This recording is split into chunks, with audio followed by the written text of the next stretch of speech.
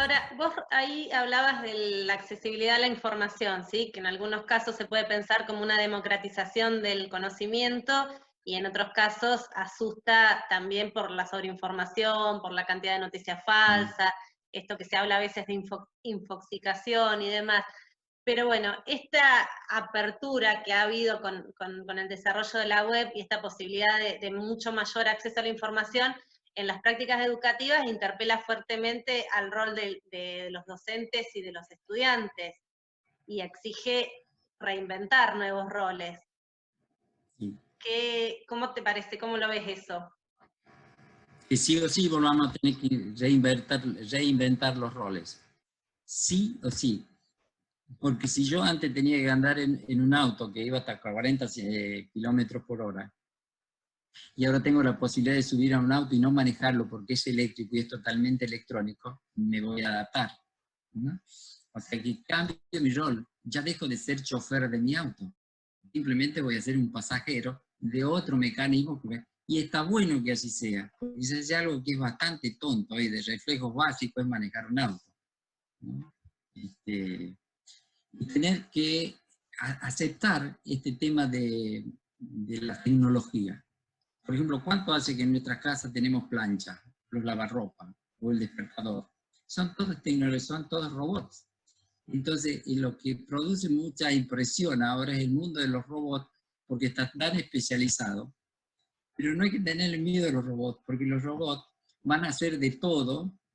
Se dice que hasta un 90% de las cosas que estamos haciendo ahora se pueden robotizar, ¿no? Porque nosotros tenemos muchos comportamientos automáticos. De hecho, tenemos una memoria que se llama memoria mecánica del trabajo, que repite, hacemos cosas sin tener conciencia que las hacemos. O sea que ahí tenemos un aspecto que está dirigido por un algoritmo especial o por una función psíquica que lo va haciendo sin necesidad de gastar energía de conciencia. Entonces, pero volviendo a lo que vos me preguntabas, porque ¿qué es lo que es un rol? Quiero que el rol tiene un sinónimo que es el papel. ¿Cuál es el papel de los docentes? Y el rol viene de rollo. Interesante, ¿sí? Que es algo que está enrolladito. Entonces, cuando yo me desenrollo, me desarrollo, ahí estoy expresando. Entonces, ¿qué vamos a hacer con el rol de los docentes? Pero ojo, y no hagamos la diada de nuevo, y el rol del estudiante. Es decir, es que se describan nuevamente los objetivos y las funciones de una práctica comportamental que yo tengo. Ahora, si yo tengo que transmitir conocimiento y exigir que aprenda lo que yo le estoy transmitiendo, esa es una función, esto les decía yo. Pero si yo digo, bueno, yo lo voy a acompañar y lo voy a motivar, pero antes le voy a preguntar qué es lo que quiere aprender.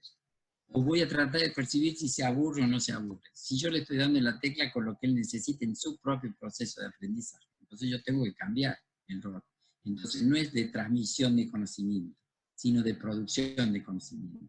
No es de la simetría del que sabe y del que no sabe. No, es una simetría de saberes diferentes y complementarios. Entonces, acá sí viene un poco. Se impone un cambio del rol, tanto de uno como del otro. El tema que la imposición, y fíjese que yo hablaba de democracia recién y ahora hablo de imponer. Bueno, lo digo en este sentido. El imponer, ¿qué hace? Produce resistencia y produce defensa. La defensa es cuando yo me niego a algo porque siento que me afecta a mí. Y la resistencia es cuando yo me niego a algo porque desconozco a dónde me quieren llevar. Entonces esto es interesante porque cuando hay defensa para el aprendizaje por esta vía, uno tiene que tratar con el alumno, saber por qué él siente que esto lo está afectando negativamente y mostrarle cómo lo puede afectar positivamente. Ese es un rol del docente. Ese acompañamiento, esa mediación, ese relax en la comunicación, ese ejercicio de la simetría que lo lleva a sentirse al otro como un par. Cuando yo siento que con el otro puedo pensar, cuando yo siento que el otro es un par, estoy en la situación ideal de aprendizaje, o por lo menos de aprender a conocerlo a él.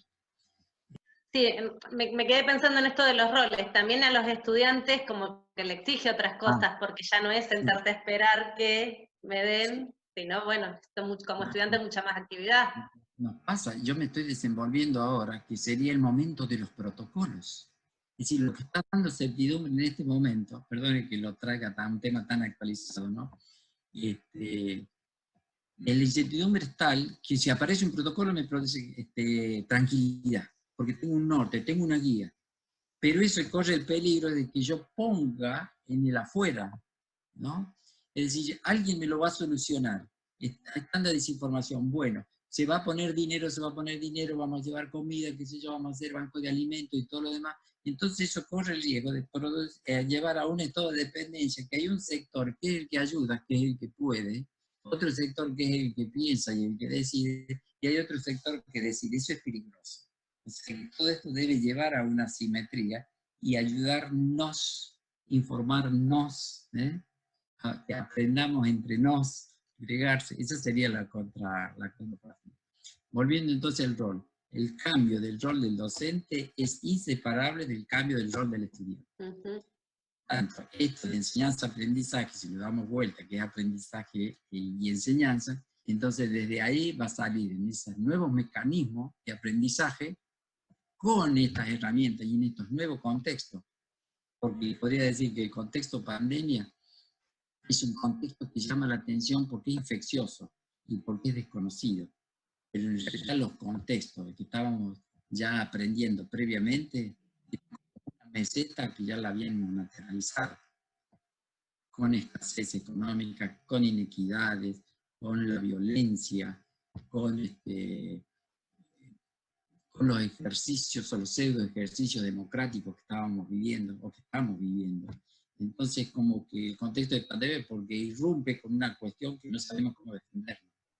Pero tenemos otras pandemias, pandemia seria, la pandemia de la violencia social, las pandemias de los femicidios, las pandemias de la adicción, y sus causas que están bastante claras, que también se le podría dar, pero ya no una cosa. Pandemia en el sentido de que es algo que afecta en forma global al demos, o sea, al pueblo. En ese sentido estoy diciendo que es pandemia. Se utiliza La mucho inequidad en el acceso, muchas en... veces a la educación, a la salud, a servicios básicos como el agua potable.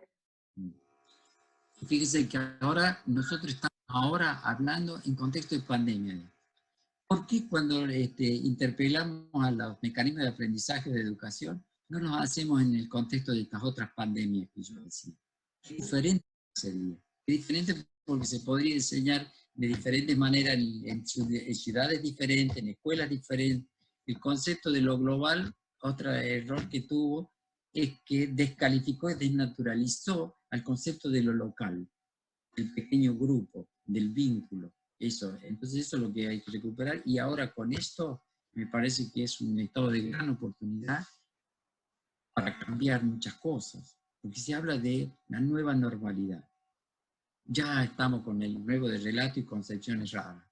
La normalidad siempre es contextual, porque es normativa, o es estadística, lo que es mucho más normal, o lo que depende de la norma. Que se adapta a la norma es normal, que no se adapta porque la normalidad viene de las normas. Las normas son contextuales, no hay nueva normalidad. Ya es la normalidad, va a ser esta con el contexto pandemia, con el contexto de las tecnologías, haciendo forzar esta analogía, ¿no? Entonces, no hablemos de nueva normalidad ni de normalidad tecnológica, hablemos de la normalidad, porque antes fue normal otra cosa, y en el futuro va a ser normal otra. La normalidad, eso de nueva normalidad no debe correr. Exacto. Como nombramos las cosas se constituyen, ¿no? ¿Y de acuerdo a qué cosa es normal? ¿De acuerdo a qué y a quién? Exactamente, y a veces constituyen como verdad, que son los famosos relatos o los discursos. Las personas a veces nos convertimos en discursos, y no tenemos conciencia de eso.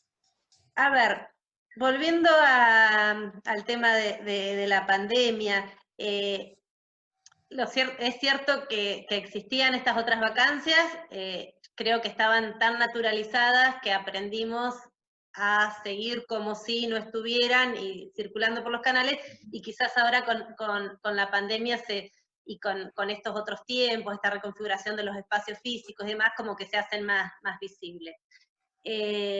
La pregunta sería, ¿cómo llegamos, volviendo a las prácticas de enseñanza y de aprendizaje, el 16 de marzo marcó un antes y un después en el proceso educativo, porque bueno, hubo toda una irrupción de otras formas y de otras formas de hacer. Entonces, ¿cómo llegamos al 16 de marzo? ¿Qué cosas traíamos en la mochila que nos ayudan? ¿Y cómo tenemos que empezar a proyectarnos a partir de agosto, septiembre, octubre o el 2021, cuando sea que volvamos a las clases presenciales o recuperemos otras rutinas y demás?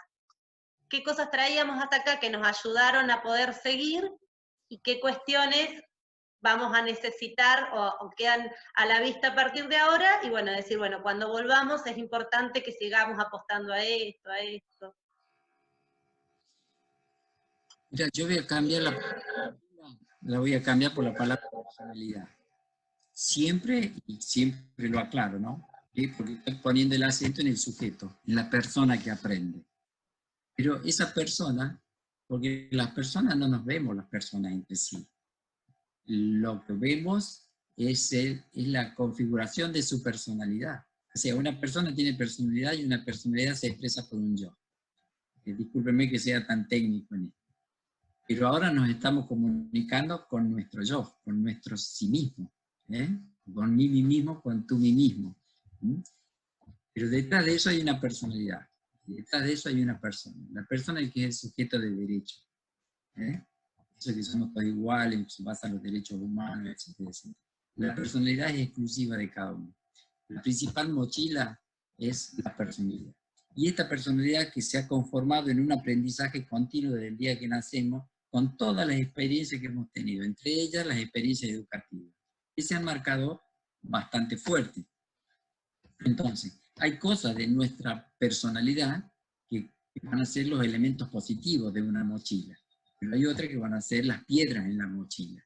Entonces, por ahí es una oportunidad para detectar qué de la mochila vamos a sacar y qué de la mochila vamos a dejar. Pero la mochila... ¿Y eso lo trasladamos a las instituciones? Sí. ¿Qué? O sea, se puede trasladar lo que yo estoy diciendo. Las instituciones, la mochila de la institución, ¿una institución qué es? Es un conjunto de normas a aplicar en un tiempo y en un lugar determinado. Esas son las instituciones. Son los institutos, los que tutoran. Viene de tutelaje, de ahí viene la palabra institución. O sea, las instituciones son personas jurídicas cuya personalidad son las normas. Por eso eso se le llama la sintalidad de las instituciones, se llama sintalidad, que es conjunto de normas. Entonces también ellas tienen en su mochila todas las normativas. Por ejemplo, la normativa de la creatividad, de la curiosidad, de la tolerancia, de la responsabilidad ética que significa enseñar, el régimen de enseñanza-aprendizaje, porque somos modelos, porque hacemos el ensayo-error de manera diferente en los contextos, o porque somos punitivos, o premiamos o castigamos. Entonces es una gran responsabilidad ética. Y en la institución ahora se llama la responsabilidad social. Creo que está de moda eso, que es muy lindo el concepto ese. Porque habla de la responsabilidad que es poder responder a la demanda del otro que a mí me constituye. Entonces, eso que traemos nosotros es nuestra personalidad. Y también venimos con eso de que estamos en contra de o a favor de. Entonces, ¿qué tenemos que hacer? Apelar con esta mochila, apelar de la conciencia y de la buena leche. O sea, la intencionalidad. El buscar, ya que el mundo no está siendo feliz. Parece que es feliz, simuladamente feliz, pero está sufriendo en su conjunto. Es como que por ahí decía Gandhi, uno que sufra, sufre toda la humanidad. Uno que se muere toda la humanidad. Porque somos una unicidad. Entonces, cuando vos me decís lo de la mochila, se me ocurre eso, de lo que traemos nosotros y cómo lo aplicamos. Y eso es lo que hay que modificar. ¿Qué es lo bueno y qué es lo malo de la mochila esta? También se me ocurre en este momento, la mochila es la experiencia previa. Y a veces la experiencia previa puede ser positiva, pero a veces son negativas, porque puede ser trauma, puede ser traumático. Me puede haber pasado cosas en la vida que me han bloqueado. Los grandes bloqueos pueden ser cognitivos, que son los prejuicios, las rigideces de pensamiento, pueden ser afectivos. O sea, que uno rechaza, entonces afectivamente no va a registrar las buenas cosas que tiene la vida. Lo bueno para la vida tiene que ver simplemente con que yo pueda desarrollar mis capacidades de ser humano. Es decir, querer amar, querer, reír y construir un nido ahí que más o menos me tenga tranquilo. Así que, bueno, también insistiendo con eso de la mochila y lo que traemos. No sé cómo puede ser que se puede aplicar, o cómo lo ves. Y a futuro, y a partir de ahora, ya pensándonos como institución educativa, el caso de la Facultad de Ciencias Médicas, o si querés más globalizado, el caso de la Universidad Nacional del Comahue, ¿qué cuestiones nos está diciendo hoy la pandemia y que será entonces importante al regreso a donde sea y cuando sea que regresemos y como sea que regresemos? ¿Qué cuestiones hay que atender y tienen que ser sí apuestas y apuestas que se trasladen a políticas universitarias o políticas educativas? Sí, hay varias cosas en las que me preguntan. Primero me pregunto si regresamos, porque cuando regresemos es porque no nos fuimos. Es decir, hemos cambiado de contexto, pero nosotros somos los mismos. Entonces depende cómo signifiquemos esto, porque ya regresar, ¿qué es lo que implica? Que me da transitoriedad de lo que estoy viviendo. Y lo que estoy viviendo no debe ser vivido como que, bueno, una noche como quiera se pasa. No, esto lo estoy viviendo y de hecho puede ser más largo, puede ser más corto. Ahí el factor tiempo produce incertidumbre, pero lo estoy viviendo. Entonces cuando regresemos vamos a estar con la misma mochila, con una experiencia nueva, cómo nos comportamos y cómo nos fue. Lo único que puede cambiar cuando termine la pandemia es que si estamos vivos o no estamos vivos. Pero con todo lo que nos pase, bueno, malo, nuestros seres queridos, nuestra sociedad, la gran pobreza que vamos a tener, no solamente de dinero, sino de los vínculos, de las nuevas organizaciones sociales, todo eso vamos a padecer. Pero nosotros no es que vamos a regresar, porque si lo pongo en esos términos, vamos a regresar, vamos a ir a un lugar que no tiene nada de lindo, así que sería mejor ni siquiera regresar. Vamos a tener tendencia a estar como estábamos antes sin pandemia. O sea que no vamos a regresar a ningún lado. Pero lo otro que me habías preguntado, ¿qué era? Porque me quedé con el... En términos de políticas educativas, ¿qué cuestiones nos está diciendo la pandemia como para... sí. como el impacto de la pandemia en los procesos, en las prácticas educativas, bueno, ¿qué nos está diciendo? Y eso cómo lo trasladamos a políticas educativas a atender a futuro. Está bien, pongámoslo en términos académicos de educación. La pandemia es un estímulo. Un estímulo que me moviliza de tal forma que me pone en juego todas mis potencialidades y mis capacidades. Y la otra cuestión es lo del futuro. Como dije hace un rato, el futuro lo es en la medida que yo lo significo. Lo único que tiene el futuro es que yo lo traslado a su ejecución allá, pero tiene mucha presencialidad el futuro acá. El futuro ya hemos escuchado por ahí, el futuro es ahora. Y algo de razón tiene, el futuro es ahora, pero no porque ahora tenemos un móvil o un smart o ese tipo de cosas, sino porque realmente estamos tomando conciencia de que hacia donde va el futuro y nosotros signifiquemos, eso es lo que impacta en nuestro presente. Entonces, podemos entonces con esa licencia decir, bueno, ¿cuál es el médico del futuro?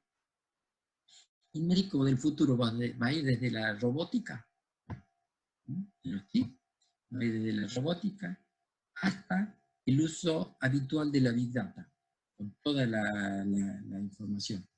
El médico del futuro le va a resultar muy fácil, por un lado, diagnosticar por la gran cantidad de información que va a tener. Y va a ser muy fácil ejecutar, por ejemplo, operar o trabajar con robots. Los robots van a reemplazar mucho la medicina. Pero lo que no va a reemplazar, haceme acordar de empatía, lo que no va a reemplazar es lo que sí puede hacer el médico como factor humano. Porque el médico es el que cuida, eso quiere decir que sea médico. El médico no es un científico, ni es un artista, es alguien que cuida, que tiene la vocación de compenetrarse con el otro y ayudarlo. Eso es ser médico. ¿Cuál va a ser el médico del futuro? Va a tener que volver a las raíces. a lo que era el médico cuando no tenía toda esta tecnología y tampoco todos estos ambientes que ahora tiene que enfrentar. El médico va a ser un interpretador de datos, va a ser alguien que va a acompañar, va a ser un mediador de las relaciones, es decir, que va a tener, lo que va a ser un médico va a depender de lo que formemos. ¿En qué tiene que formarse un médico entonces? En tecnología, en que la interdisciplina de la medicina no sea solamente las carreras que tienen relación con la salud, sino interdisciplina con los ingenieros, con los físicos, con los antropólogos, con los informáticos, con los educadores. Y ese debería ser el campo interdisciplinar o multidisciplinar que va a tener que desenvolverse el médico. Por lo tanto, hay que formarlo en los equipos interdisciplina, hay que abrirlo, tener otro juego. Otra cosa que tiene que el médico formarse, porque tiene que ser un investigador, pensar como investigador. Otra cosa que tiene que formarse es en la filosofía por la mirada explicativa que puede tener las cosas que no tienen respuesta, o buscar las respuestas, tener un aspecto, no estamos formados con la filosofía, nos cuesta mucho la epistemología, poder trascender. La epistemología es la ciencia de la ciencia, ¿no? O sea, lo que va analizando cómo se ejecuta la ciencia. Tiene que saber de física, de antropología, de filosofía y de práctica comunitaria. Ahora que me acordé, ¿qué es lo que aporta, qué características da la tecnología a los médicos cuando tienen tanto dato? Que dejan de trabajar en la patogénesis y van a trabajar en la salutogénesis. Es decir, como esto ya está tan dosificado y diagnosticado y tratado, entonces vamos a poder trabajar con la salud, que hay el gran campo de acción de los médicos, trabajar por la salud y no desde la enfermedad. Es lo que estamos haciendo. Ahí va a venir un cambio muy, muy grande. O sea que el médico que tiene que salir en el 2030 de esta facultad y tendría que estar formado en todo esto, porque de lo demás se lo va a hacer la tecnología. Siempre, lo hizo siempre la aparición la aparición sería la toma de conciencia de una nueva tecnología, siempre produjo cambios revolucionarios. Pasó con la imprenta, pasó con la irrupción de la ciencia en el Renacimiento, con los conocimientos científicos que se iban dando. El haber descubierto la teoría o haber enunciado la teoría de la gravedad fue un gran descubrimiento, una nueva tecnología, porque era una concepción, porque la tecnología no solamente son las cosas materiales, sino son los dispositivos mentales que vamos adquiriendo, ¿no? Eso también es la tecnología o las estrategias que hacemos. Así que bueno, el médico del futuro sí, este médico que estamos formando ahora está totalmente diferente.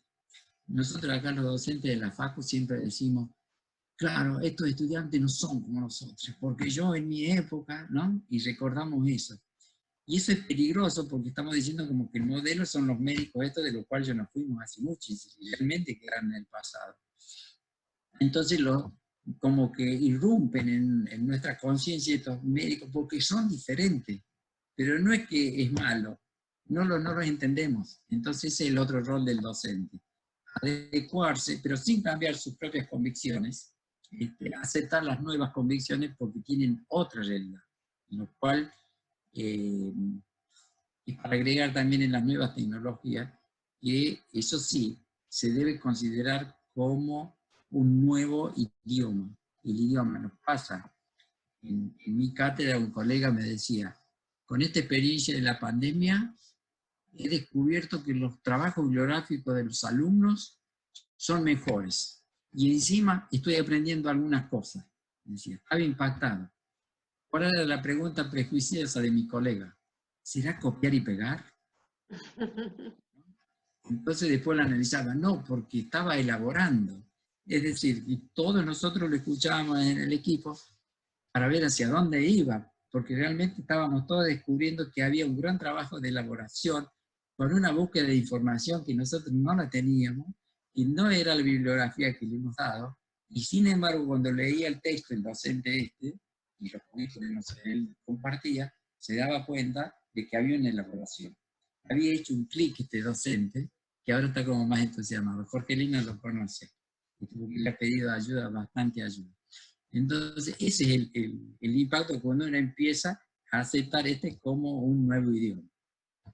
Por ejemplo, el dispositivo, el idioma, el lenguaje, es de la virtualidad del cerebro. ¿Cómo se expresa esta virtualidad? Y se expresa a través del lenguaje, de la cultura o del comportamiento. O sea que no hay diferencia. O sea, si yo algo quisiera transmitir hoy es eso, de que no entremos en falsos dilemas analíticos, porque si vemos la estructura de un proceso de la enseñanza-aprendizaje, es exactamente la misma estructura de aprendizaje, porque el sujeto que aprende es el mismo de hace miles de años. Lo que cambia es el dispositivo y el uso del dispositivo. Me faltó lo más importante. Y ahí en esto que vos, en el ejemplo este que vos das de tu cátedra, ahí aparece el rol y las funciones del docente. Evidentemente, si el estudiante pudo resolver para resolver esa actividad tuvo que elaborar, es porque la consigna habilitó a que se diera esa elaboración personal.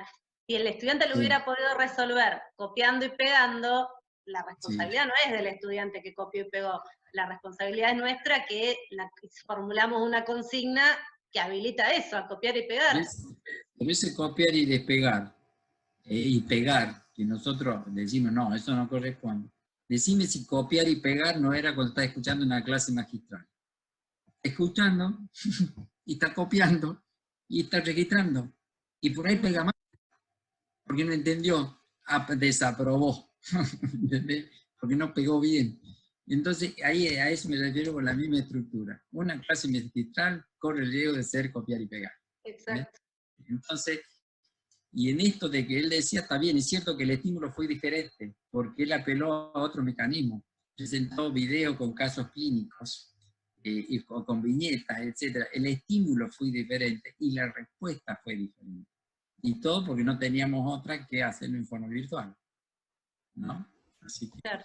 Pero si yo pregunto qué es la célula, no me puedo horrorizar porque después copian y pegan la definición de célula. Y además en esta nueva forma de actuar y comunicarnos, también salen a la luz esas personas que por su timidez o su poca forma de participar en las clases presenciales, en esto de escribir o comunicarse de otra manera, pueden hablar y decir lo suyo, pero desde otro lado. Sí, y sin embargo están aumentando la capacidad de comunicación, porque dice que esto deteriora la comunicación, depende del factor humano. Por ejemplo, en mi caso personal y de acuerdo a mi personalidad, lo que he descubierto con esto es la necesidad de cumplir con la puntualidad. Porque me mandan el mensajito a las 12:15. Si yo no estoy a las 12:15 me perdí, porque están todos los otros esperando. Entonces como que la puntualidad es algo desconocido en mí, por los roles que ocupo, que siempre tengo margen de llegada. No, acá no. Entonces me tengo que adaptar. Pero lo de la nueva comunicación, lo que tiene de nuevo es la nueva aceptación de un dispositivo diferente para entender al otro y para aprender. Eso es lo que tiene de nuevo. Pero lo demás, como intenté explicar o responderle a Tere, todo eso ya estaba antes. Sí, o la cantidad de canales que van surgiendo, porque vos por ahí antes, la única posibilidad que tenía de interactuar el estudiante o la estudiante con el docente era acercándose y preguntando, levantando la mano en la clase y preguntando, o esperando a la salida, o consultando en una clase de consulta. Y ahora como que van apareciendo múltiples canales por donde entonces si no es en el foro, es por la mensajería, si no es por la mensajería, es por el mail, pero siempre cada uno va encontrando algún intersticio por donde llegar. Hay como una variedad de canales mucho más amplia. Y esos canales van a aparecer, o ya están y no los hemos descubierto, o van a aparecer porque como estamos desarrollando otra potencialidad, tenemos posibilidad de mirar hacia otro lado, porque lo demás ya lo tenemos. Ahora que decide de los canales, quiero decirte algo sobre la empatía. Porque eso lo estoy procesando, o se está procesando. ¿Cómo funciona la empatía con este medio? ¿No? Con esto que estamos nosotros. La empatía, más allá de ponerse en el lugar del otro, que ya es medio dificultoso por este medio, significa otras cosas. Por ejemplo, yo te percibo a vos, Tere, ¿no? Yo te estoy mirando. Pero también percibo que vos me estás percibiendo. ¿Sí? Pero además yo percibo lo que vos estás percibiendo de mí, que vos estás percibiendo que yo percibo de vos. Parece un juego de palabras, pero son cuatro niveles, ¿no? Eso lo trata lo que es la teoría de la mente.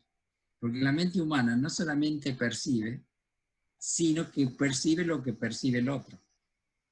Pero además percibe lo que el otro percibe de lo que yo percibo. Entonces es un plano que no me da, porque acá nos estamos viendo y nos vemos desde el pecho para arriba y nada más. Creo que la primera dificultad para la empatía es eso, para aplicar estos mecanismos perceptivos. O sea que eso es lo que viene después, cómo van a ser los canales para que yo además sienta empatía. A decir, no, pero la empatía está porque se expresa con los emojis, porque van connotando los mensajes, ¿no? El WhatsApp que denota un significado, pero si te pone una carita le da otro significado contextual, ¿no? O sea, que va connotando en la comunicación. Hay que diferenciar la empatía del impacto que hace el estímulo. Porque yo veo un lindo paisaje, o veo a un ser querido con el cual estoy hablando y me está impactando a mí. O el tema de la pornografía. Entonces, por eso, esto lo digo porque en realidad el trabajo de la empatía sería lo que son los nuevos escenarios de análisis de los mecanismos de aprendizaje. Porque cuando uno tiene empatía, la empatía es muy terapéutica, es muy socializante, es muy de que construye situaciones de aprendizaje, situaciones afectivas de aprendizaje que son muy positivas y no se olvidan más. Este nivel de percepción, ahí ya no tengo mucho para decir, porque me parece que eso sí es un campo que lo vamos a ir experimentando y vamos a ir aprendiendo entre todos cómo podemos también tener empatía. Yo les hablaba de la intuición, ese ya está desarrollado. La empatía sería la otra cuestión que puede estar ahora en trabajo de análisis, por lo menos en el caso mío. Bueno, muchísimas gracias. Más que interesante la charla, y más que interesante haberlo tenido en este momento de pandemia y de cuarentena, porque bueno, como hemos dicho y como ha comentado a lo largo de su charla, que esto de estar conectados es tan bueno e importante, y bueno, y hay que seguir adelante. Sí, de mi parte es como que me he sentido bien, porque se me ocurrió cuando dijiste la palabra conectarnos, ¿no? Es como que he recibido un estímulo de ustedes que era la atención permanente. Sabía que me estaban escuchando y que estaban procesando lo que yo decía. Y me hacía sentir bien porque si me estaban atendiendo tan bien, quiere decir que algo le estoy diciendo, no sé, que algo bueno estoy diciendo, y que no se levantaron a apagar la luz o se empezaron a rascar, etc. O sea que me sentí bien, y esto vive también como experiencia, ¿no? O sea que tiene la posibilidad de estar atento, concentrarse, repreguntar, o ir pensando. Porque otra de la comunicación es que cuando yo estoy hablando, el primero que escucha lo que yo estoy hablando soy yo mismo, estructurando el mismo mensaje, ¿no? O sea, estamos todos en un mismo nivel, los tres. Yo me estoy escuchando, ustedes están atendiendo y yo les estoy escuchando a ustedes. Es muy válido esto para aprender. Así, les agradezco la invitación. Bueno, seguimos. Bueno, Gracias por la invitación. Muchas gracias. Hasta luego. Chao. Chao.